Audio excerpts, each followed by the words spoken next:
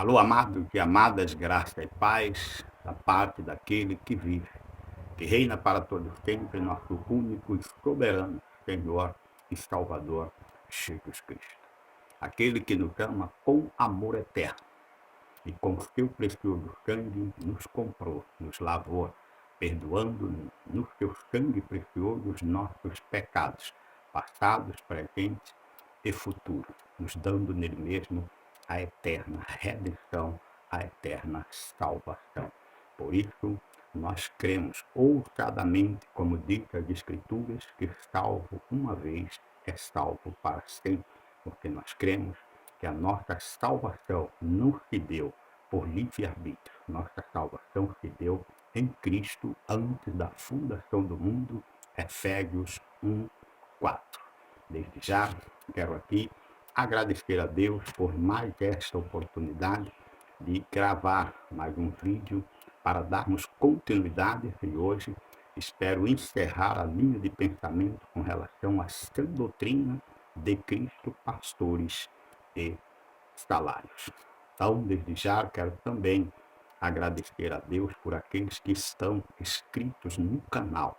Não deixe de dar o like, faça comentários de acordo com o que Deus está te revelando e nos revelando pelo seu Espírito. E também agradeço a Deus por aqueles que ainda não estão inscritos, estão na dúvida, né? Que se inscrevam no canal, também deixem os seus likes, façam comentários a respeito daquilo que o Espírito de Deus está testificando com o seu Espírito e revelando a sua palavra por meu intermédio como seu príncipe.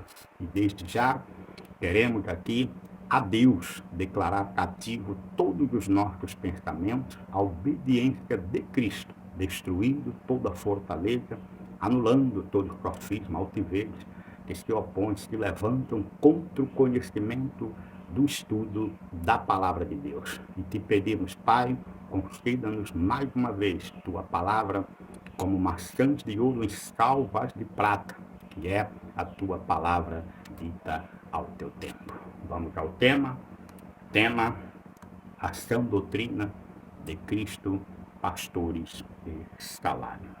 Tenho falado nos temas anteriores que o salário do pastor ele é bíblico e ordenado pelo Senhor. Salário este, diz a palavra, que não pode ser um salário exorbitante, vamos dizer assim, né? Não um salário que faz com que o pastor luxe, ostente e esbranche riquezas. Não. Este não é o salário ordenado pelo Senhor. O salário ordenado pelo Senhor é que aqueles que pregam o Evangelho viva do Evangelho. Viver do Evangelho é ter uma vida digna e abençoada, tendo uma boa casa, tendo uma boa família, e aí cumprindo debaixo desta providência de Deus, que é o salário pastoral, Deus cumprindo cada uma das suas necessidades, e Ele apacentando, cuidando e fazendo a obra de Deus de boa vontade, não por avareza, conforme foi visto no tema anterior. Então, e o dizimista tem que continuar dizimando? Sim. Não devemos acreditar em falsas pregações aí que diz que o dízimo tem que acabar por causa vamos dizer assim, da farra que se faz hoje em lugares chamados de falsas igrejas, né? Para alguns pensam que as igrejas mas são falsos. A palavra em Apocalipse diz que muitos deles são sinagogas de Satanás, que fizeram ou que fazem da piedade fonte de lucro. E estes têm realmente feito e trazido escândalo sobre o Evangelho de Cristo. Paulo chega a dizer que andam em desacordo com a doutrina de Cristo. Então, por conta disso, por causa daqueles, muitos acham que tem que o dízimo ser removido. E não é verdade. O dízimo é uma obra praticada pelo nosso pai da fé, Abraão. E a palavra diz que todos os filhos de Abraão têm que praticar as obras de Abraão. E assim como Abraão deu dízimo a Melquisedeque, nós, filhos de Abraão, continuamos dando os nossos dízimos a Cristo, que é o sumo sacerdote, segundo a ordem de Melquisedeque. E os nossos dízimos não podem ser enviados para o lugar, ou para qualquer lugar. Não, eles têm que ser dados na congregação, no lugar onde eu congrego, onde eu estou dando despejo da palavra, e aonde eu tenho a consciência que este lugar é por Deus constituído, o pastor é constituído, a doutrina é o enviado ou enviada por Deus, né? A mensagem, a igreja que tem que pregar a verdade. Lá eu estou participando com meu dízimo, estou usufruindo do que está sendo dito, está sendo feito ali naquela congregação. E as ofertas e os desafios também faz parte da generosidade dos que o Pai enriquece, que o Pai abençoa extraordinariamente, para que estes também, segundo Deus propõe no coração, ajudem homens e mulheres de Deus na tarefa das suas missões de propagar o Evangelho de Cristo. Muitos deles não têm igreja, mas são homens e mulheres de Deus que têm o compromisso dado por Deus de anunciar Cristo e a verdade do Evangelho. Sobre estes, pode investir também, pode associar, pode abençoar, porque para isto Deus tem realmente enriquecido muita gente, para que também faça esta obra de generosidade. Dizime, sim, se você tem uma congregação. Oferta, sim. Abençoe, sim, homens e ministérios que Deus a eles confiou. Deus é fiel. E também temos ensinado que não deve-se, né, pegar ou alguém almejar, estando na obra de Deus, querer ser ou exercer algum cargo, visando somente o lucro. Não faça isso, porque a obra de Deus ela é feita, ela é manifestada através de vocação. Deus vocaciona, Deus chama e Deus reparte o dom da palavra. Deus dá a esfera de ação que é em Cristo.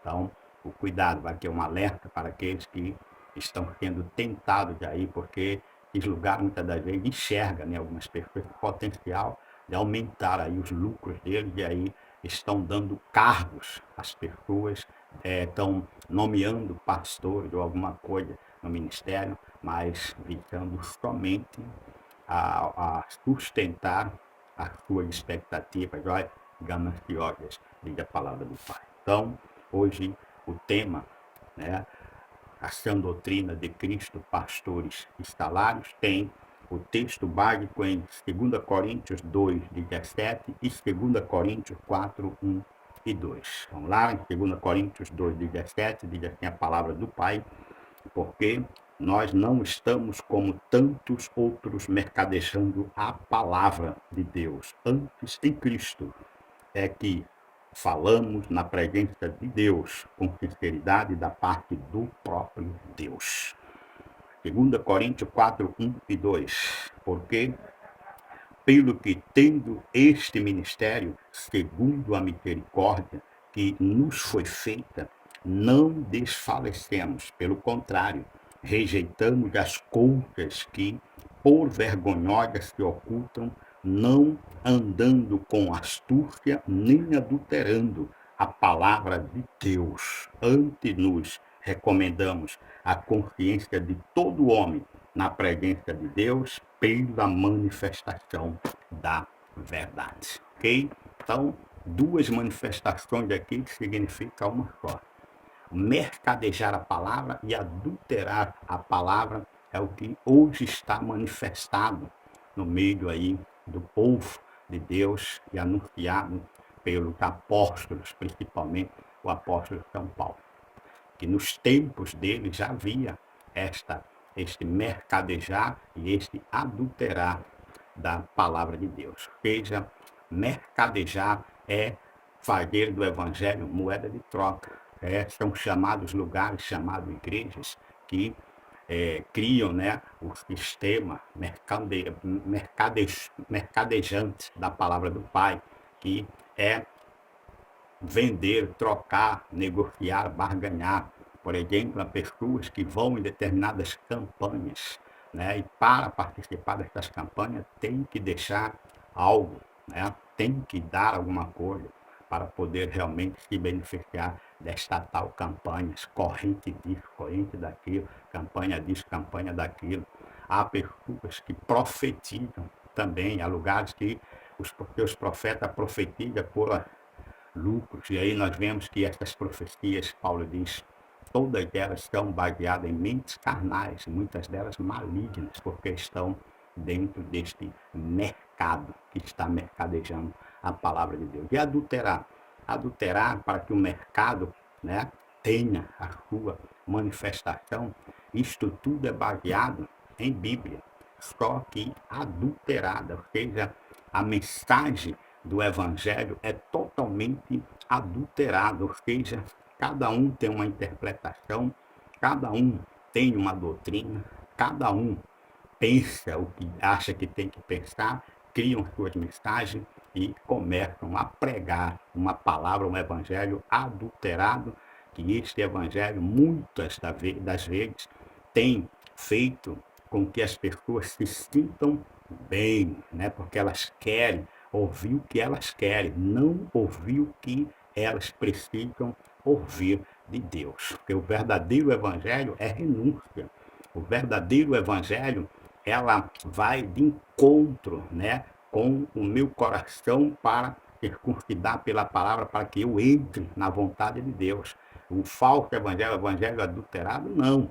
Faz com que as pessoas realmente se sintam bem, não é uma mensagem que exorta, repreende, como diz a palavra, não é uma mensagem que, na verdade, diz aqui Paulo, na sinceridade da verdade, né? Não é um evangelho que fala de pecado, que denuncia o pecado, que fala sobre a salvação, que fala da paciência que tem que ter o cristão na espera, né, da volta de Cristo. Ou seja, é um evangelho totalmente voltado para a felicidade e prosperidade. É um evangelho onde as pessoas estão sendo atraídas pelas suas próprias cobiças, diz a palavra. Elas não estão sendo atraídas porque elas precisam se santificar até que cumpra aqui os seus ministérios. A palavra diz que nós somos santificados e chamados para sermos santos. E essa santificação, ela só se manifesta pela a pregação da sincera palavra de Cristo, e não pela adulteração do que está aí fora. E muitos se põem, por causa deste mercado, por causa desta adulteração, até mesmo pensando, né, esses pseudos pastores falsos enviados, dizer que a fé sem obras é morta. Sim, eu concordo, só que a palavra não está ali somente em Tiago, quando Tiago é Tiago que diz que a fé sem obra é morta. Esta palavra ela está em Efésios 2:10.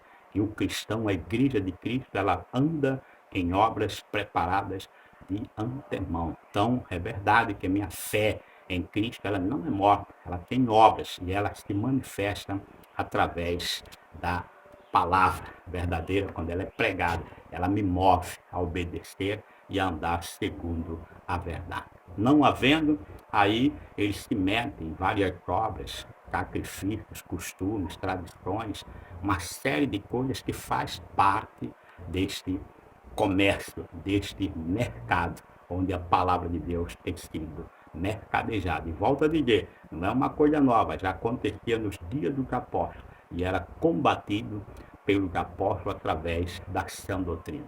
E o adulterar, nós sabemos o que é um adultério.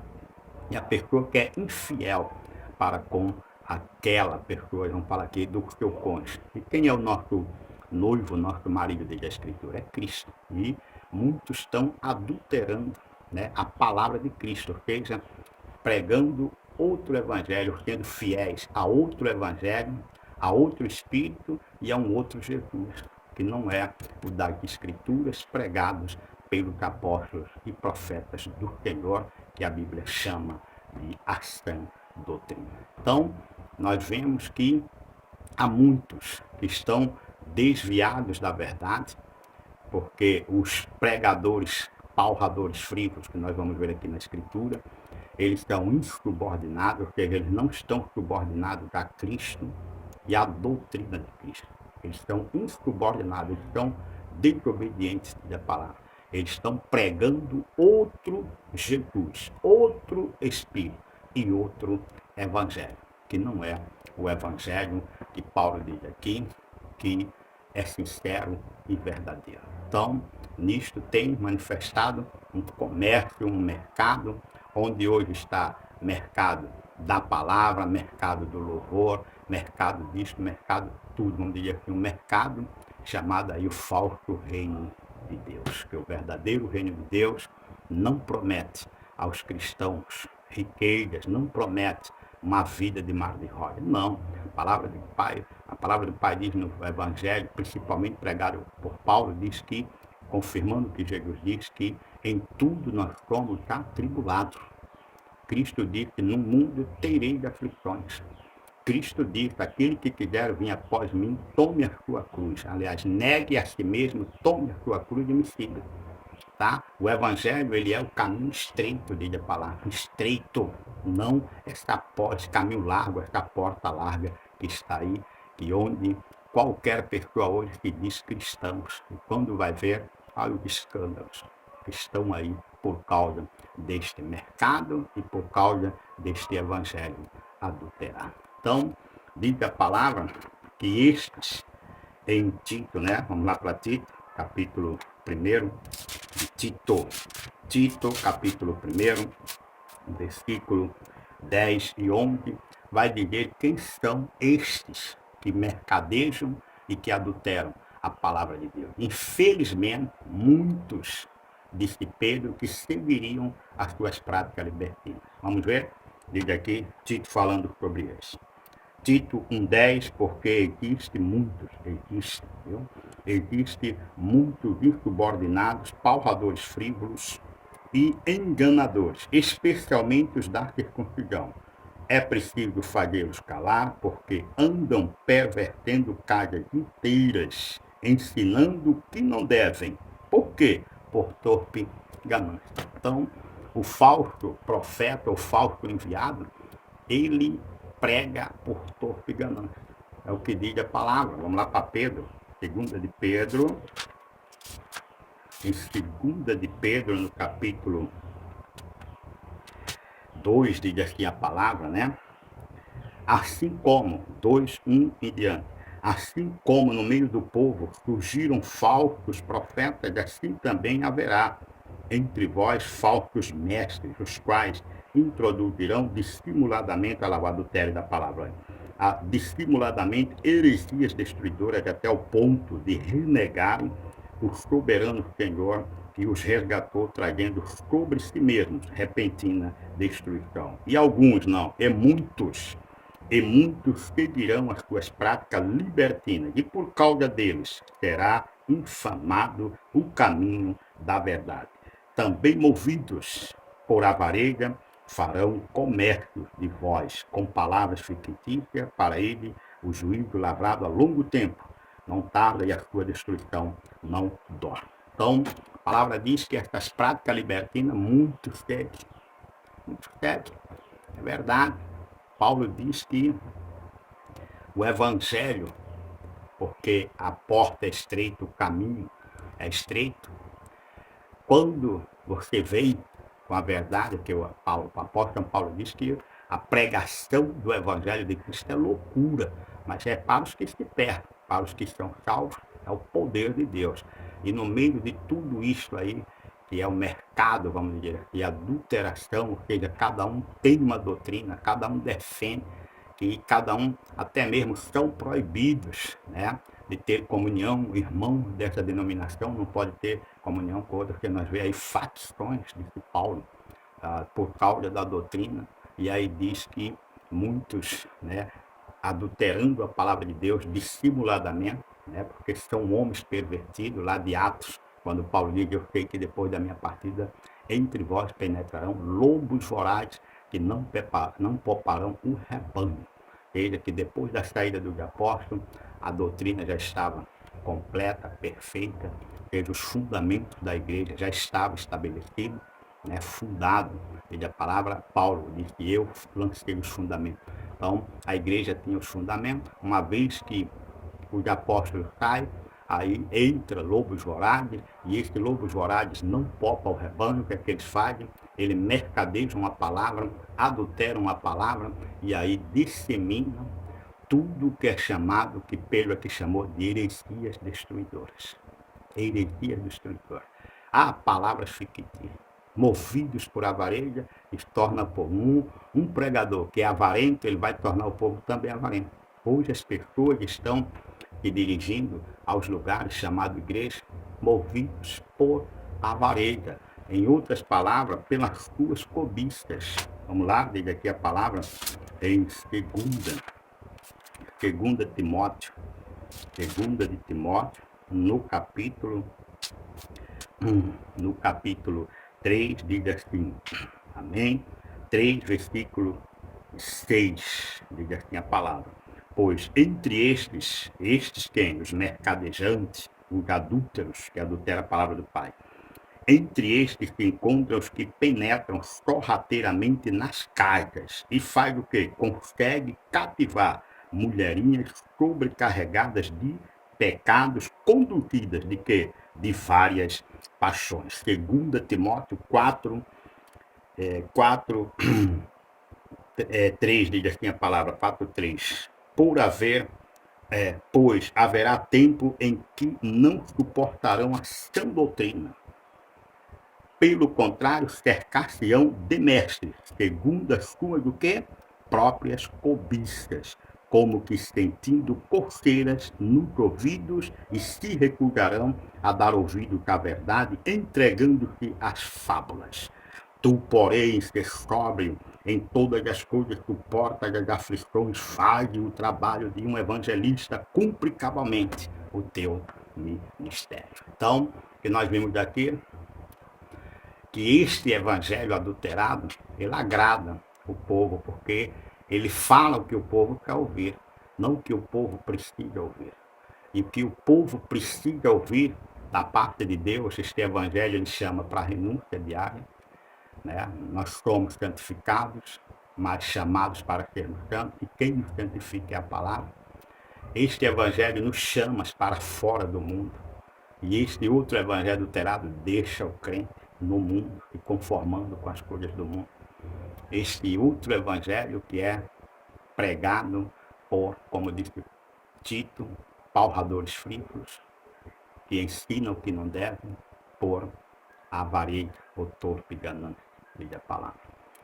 E Pedro diz que ele tem práticas libertinas, nós vemos aí, que não importa a vida que a pessoa vive, desde quando ela faz uma campanha, pague o preço, suba ao monte, faça tudo aquilo que Tito diz, que especialmente os da circuncisão, é aqueles que não acreditam que a fé tem obras preparadas de antemão, então leva o povo a praticar obras que nada têm a ver, e muitas delas, diz a palavra, anula a cruz de Cristo. Muitas delas rejeita o sacrifício de Cristo, diz a palavra lá no livro de Hebreus. Então, aqui, concluindo este pensamento, que o pastor deve ser sustentado pela igreja. Sim, a palavra do Pai diz que ele que prega o evangelho, viva do evangelho, não luxe, não esbranche e nem ostente riqueza, tá? Mas viva uma vida digna, diz a palavra, contente, porque Deus é quem supre todas as necessidades dos seus enviados, pastores e missionários e todos que fazem parte desta grande comissão. Então, divine você na sua igreja, se você não tem uma igreja, procure realmente contribuir, associar e ajudar homens e mulheres de Deus a proclamar a verdade do Evangelho, pois estamos às portas de uma segunda reforma de protestante.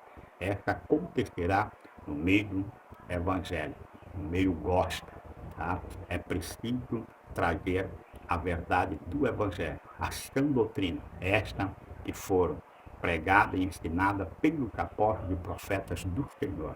Esta doutrina não pode ser mercadejada e nem pode ser adulterada. Então, desde já, ore pela minha vida, porque os próximos temas iremos falar sobre o verdadeiro evangelho, o que é ser um evangélico, ser um cristão da palavra, o que requer o evangelho de nós, como vivemos esse evangelho, como somos sustentados, como somos amparados, como somos guardados. Nós vamos ver isto no verdadeiro evangelho, quando Cristo, em sua palavra, diz: quem quiser vir a mim, negue-se a si mesmo, tome a sua cruz e siga. Cristo diz: no mundo terei aflições, mas tenha bom ânimo, eu venci o mundo. Paulo, em 2 Coríntios 4,7, vai dizer: em tudo nós somos atribulados. Então, mostrando que o Evangelho não tem nada a ver com este mercado e com este império adulterador da palavra de Cristo. Então, desde já, agradeço a Deus pela vida de cada um, que continue Deus a me usar como seu príncipe e revelar aos vossos corações o que Ele quer nos falar, nos dando Ele mesmo crescimento no conhecimento e na graça de nosso Jesus Cristo, para que possamos com toda ousadia e intrepidez, como é a sua igreja, guiada, sustentada e alimentada pelo seu Espírito, cumprirmos aqui a grande comissão. A todos, graça e paz.